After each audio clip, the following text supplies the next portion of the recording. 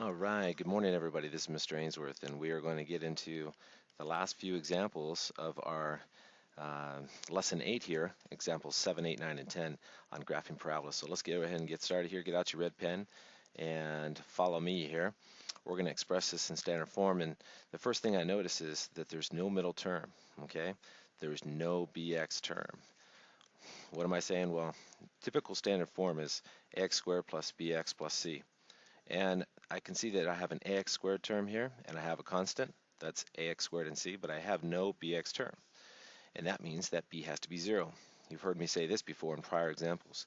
So what I have is negative x squared plus 0x here, because there's no middle term, plus 1, where a equals negative 1, and b equals 0, and c equals 1. Let's write that down. A equals negative 1, b equals 0, and c equals 1.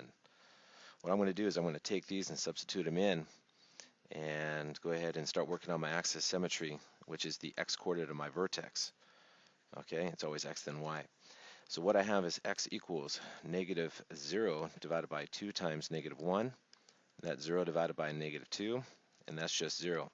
So I've got my axis symmetry, which is a vertical line, and I also have my x-coordinate of my vertex here. I know it's 0 comma something. So what I need to do is take this and I need to substitute it into my function right here. So I've got y equals negative 0 squared plus 1.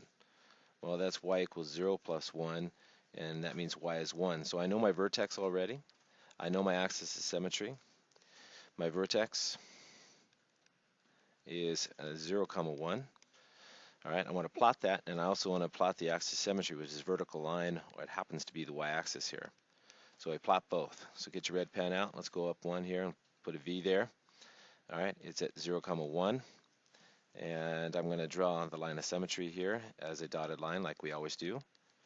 All right, this divides the parabola into 2 equal parts. So x equals 0. And now I'm going to pick points to the right of the line of symmetry, like 1, 2, and 3. These are the ones I'm going to pick. All right, to evaluate in the table here. So 1, 2, and 3. So let's go ahead and evaluate. Let's get some more points and so we can plot them. So I have y equals negative 1 squared plus 1. You're only squaring the 1 here, not the negative, so you get negative 1 here plus 1, and that equals 0. And next one, you have y equals negative 2 squared plus 1. You're only squaring the 2, so you get negative 4 plus 1, and that equals negative 3. And here you get negative 3 squared plus 1. You're only squaring the 3, so you get negative 9 plus 1, and that equals negative 8. So what you want to do is you want to plot and reflect like we always do. Plot and reflect. All right, we're going to do that. So 1 comma 0, let's go up to the graph up here. Plot 1 comma 0 and reflect it across the line of symmetry right across. Same distance, opposite side. All right, same distance, opposite side. Opposite side. That's what you do when you reflect. You just have to, you just have to count the units to the right of the axis. I see 1 unit to the right, so I go 1 unit to the left. It's that simple. The next point is 2 comma negative 3. So right 2 down 3. And I want to reflect that, okay? 2 units on the right, so I go 2 units on the left, okay? Reflect. Next point is 3 negative 8. So you want to go right 3, down 8, 4, 5, 6, 7, 8. Right here is 3 units away, so I go 3 units on the other side. I reflect it. Okay, time to draw the parabola now. So draw a nice smooth curve. It continues forever down here. Looks like a mountain or a hill in this case. There we go. I can already tell that this is like a hill or a mountain, and mountains have peaks and have maximums, okay? And I can see how the y values go from negative 8 here, negative 7, negative 6, negative 5, negative 4. As you cruise along the function up here, I can see that the highest or biggest y value is 1. So my max y value here, max y value equals 1. That means all the other y values are lower than that, okay, or less than or equal to the 1 here.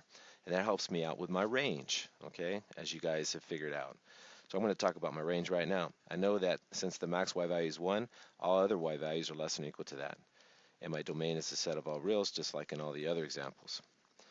All right, the only other thing we need to do is to find the x-intercepts by inspection first. Okay, I see two of them. I see one right here, and I see one right here.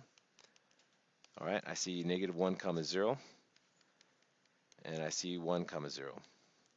All right, that's one right there. So my two x-intercepts are easy to see, but how do you calculate them algebraically? Let's do that part here too.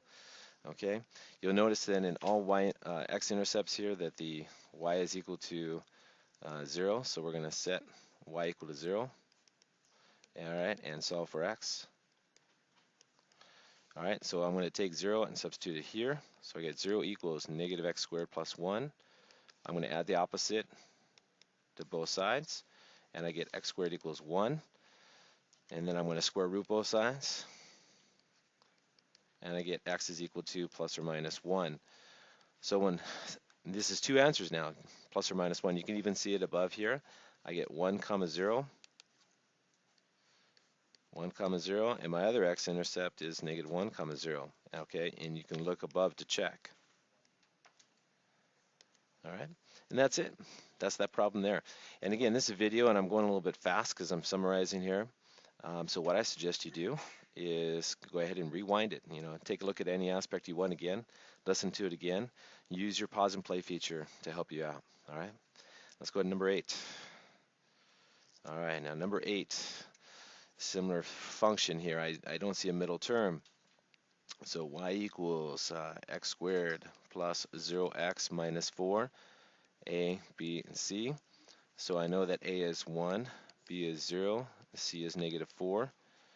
I want to take my values and bring them in and find my axis symmetry. So I have -0 divided by 2 times 1, or 0.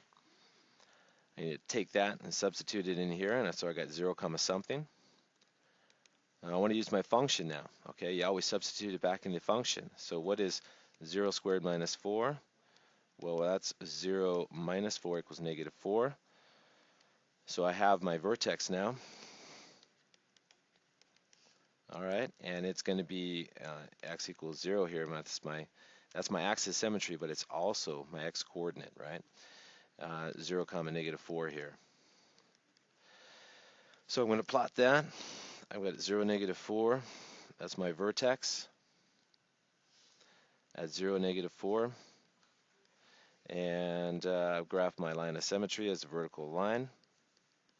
All these axis symmetries are vertical. As I keep on saying here, and I'm going to pick values to the right, like 1, 2, and 3 again, so I can use them in the table. So 1, 2, and 3.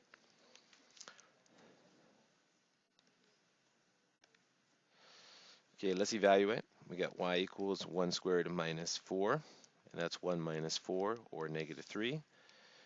Second one, after we substitute it in, we've got 2 squared minus 4, that's 4 minus 4, or 0. Third one, 3 squared minus 4 is 9 minus 4, or 5. Okay, so let's plot these and reflect them. All right, and we get 1, -3, so let's go up to the top here.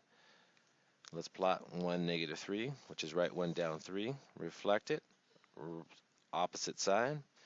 Next one, 2, 0, is right here. It's 2 units away, so go 2 units on the other side. All right, next one, 3, 5. So write 3 up 5 right here. It's 3 units away, so go 3 units on the other side. All right, reflect it and draw your parabola. Nice smooth curve.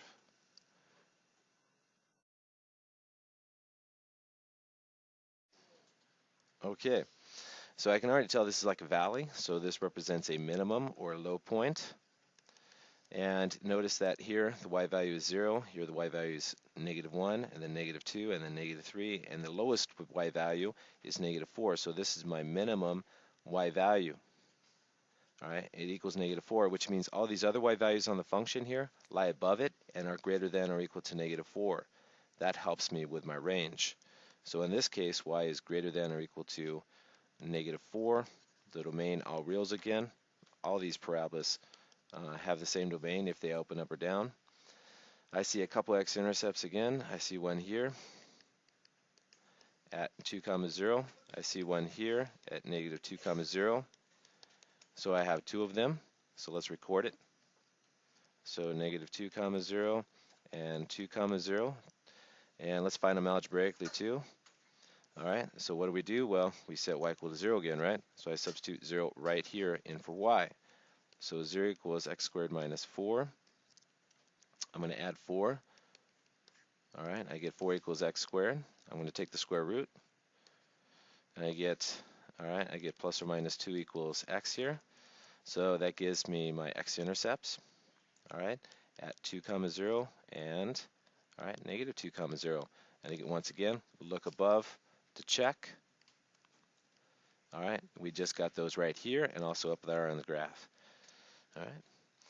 All right, let's finish here. So on this one here, we got number 9.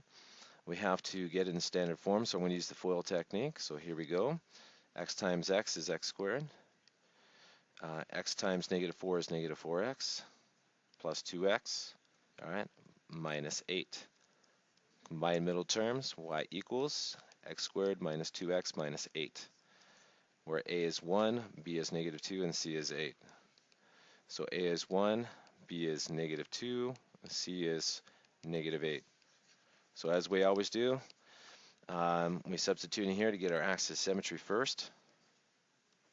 So x equals negative of a negative 2 divided by 2 times 1. And that's 2 divided by 2, so x has to be 1. So there's your axis symmetry, and of course it's a vertical line, right? As it always is. I'm going to take this, substitute it in here, so I got 1 comma something. So let's substitute it in my function. I'm going to use my standard form right here. So 1 squared minus 2 times 1 minus 8. Y equals 1 minus 2 minus 8.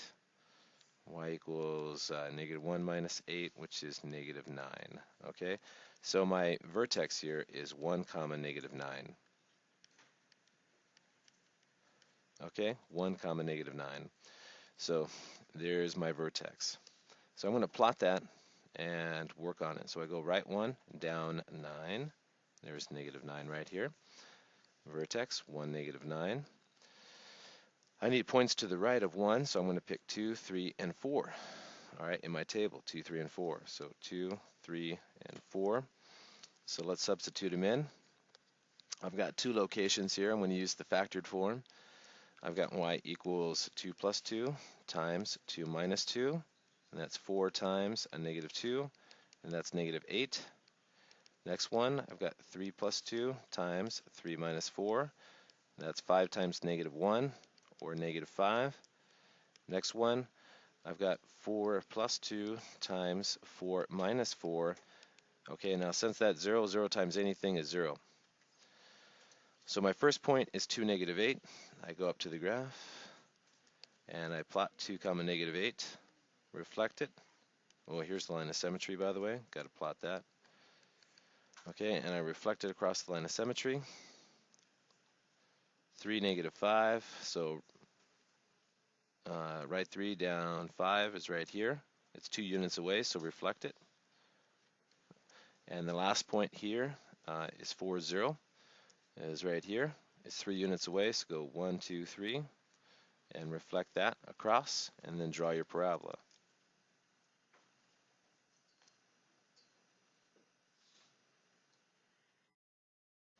Okay, there we go. I can already see my x-intercepts here and here. So I've got 2 x-intercepts at negative 2 comma 0. So negative 2 comma 0 at 4 comma 0 at 4 comma 0 here. All right, so let's solve them graphically here. Solve them algebraically. We're going to set y equals 0. So 0 equals, I'm looking right here now, the quantity of x plus 2 times quantity of x minus 4. It's already factored, so you set each factor equal to 0. Set each factor equal to 0 and solve, okay? So x plus 2 has to be equal to 0. X minus 4 has to be equal to 0, which means x has to be negative 2 here, and x equals 4 here. These are my x-intercepts. So negative 2 comma 0 and 4 comma 0. Okay, why? Because y is always equal to 0, right? Okay. My domain is the all reals. All reals, and my range, well, that depends on the vertex again. So I have to go back up and look at the vertex. So what is that? My vertex is a minimum, and so my min y value, my minimum y value here, is equal to -9. That means all these other y values are above it and greater than or equal to it because they lie above.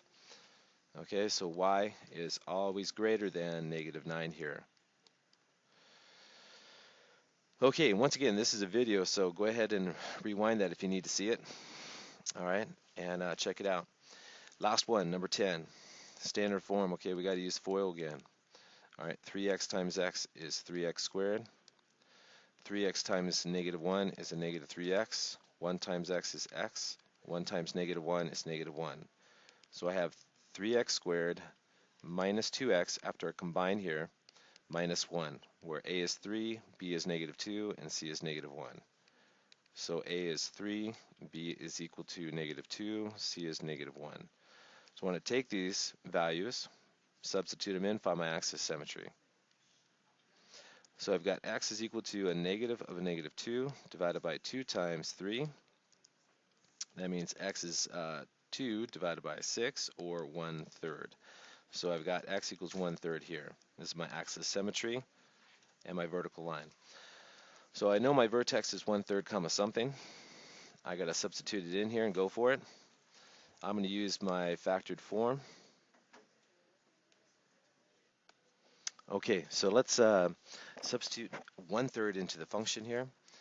So I've got y equals, I'm going to use this one 3 times. 3 times 1/3 plus 1 times 1/3 minus 1. So 1/3 minus 1. So that cancels here. 3 divided by 3 is 1. 1 times 1 is 1. Plus 1 is 2. So this is 2. This is -2/3. And I get y equals -4/3, or -1 and 1/3. So my vertex, okay, is equal to 1/3 comma -1 1/3. That's my vertex. 1/3 comma -1 and 1/3. So let's go ahead and plot these points right here. 1/3 to the right, so I go over 1/3. That's 1, so you got to divide that up into 3 equal parts and go down 1, all right, and 1/3. So there's my vertex. Draw your axis of symmetry. Okay, now start. We got to pick values like 1, 2, and 3 on our table, and then go for it. So 1, 2, and 3, and let's substitute it in. Let's take these and substitute it in 2 locations, here and here. And I got y is equal to 3 times 1 plus 1 times 1 minus 1. All right, and guess what? That gives you 0, because 0 times anything is 0. Second one, y equals 3 times 2 plus 1 times 2 minus 1. That's 6 plus 1, or 7, times 1, and that's 7. And then here, y equals 3 times 7 plus 1 times 3 minus 1. That's 22 times 2. We're not going to graph this one, 44. So we'll graph these two right here. So 1 comma 0. Oh, 1 comma 0 is right here. It's 2/3 even to the right, so we're going to go 2/3 units to the left and plot a point right here. We're going to reflect that at -1/3. I see an x-intercept right there. And then we're going to plot the other one, 2 comma 7. So right 2 up 7, 1, 2, 3, 4, 5, 6, 7, right up here. And then reflect it, it's 1 unit and 2/3, so I go 2/3 over 1, 2, plus a full unit more right here. So we're going to reflect that and draw your parabola.